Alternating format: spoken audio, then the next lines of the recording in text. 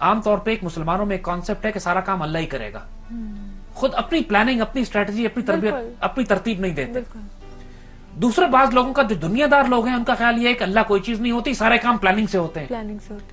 یہاں یہ توازن ہمیں سکھایا گیا۔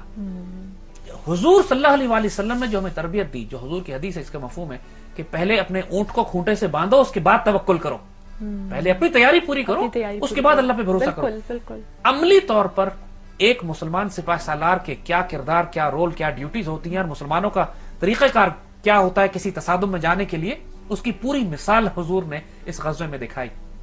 آپ کو ہم نے بتایا کہ پوری بیٹل پلاننگ کی گئی، جاسوس بھیجے گئے، ملٹری اسٹریٹجی درست کی گئی، کنووں پہ قبضہ کیا گیا، فارمیشنز اچھی لگائی گئی، تیر انداز آگے رکھے گئے، جتنے بھی مسلمان کے وسائل تھے ان کو درست کیا گیا۔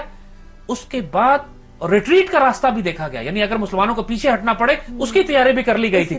ہر طرح سے سارے راستے بند کرنے کے بعد، پلاننگ کرنے کے بعد، رات کو حضور اللہ کے حضور کھڑے ہو جاتے ہیں، کہتے ہیں مالک سارا کچھ ہم نے کر لیا، اب آپ کے حوالے۔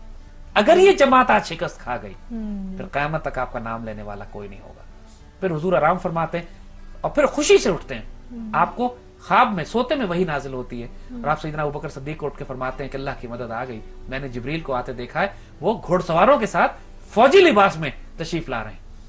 اور ماشاءاللہ یہ تائید اللہ تعالیٰ نے میدان جنگ میں، جنگ شروع ہونے سے پہلے جب نازل فرمائی، تو اس سے پہلے مسلمان اپنی ظاہری حکمت عملی پوری طرح ڈپلوائے کر چکے تھے۔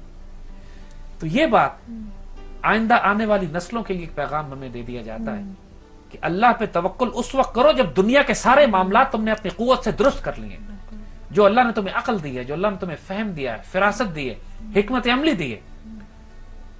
بندہ مومن احمق نہیں ہوتا، بندہ مومن بیوقوف نہیں ہو سکتا۔ بندہ مومن، حضور نے فرمایا، مومن کی فراست سے بچو، وہ اللہ کے نور سے دیکھتا ہے۔ یہ سب کچھ حضور نے ہمیں کر کے دکھایا اس غزوے میں۔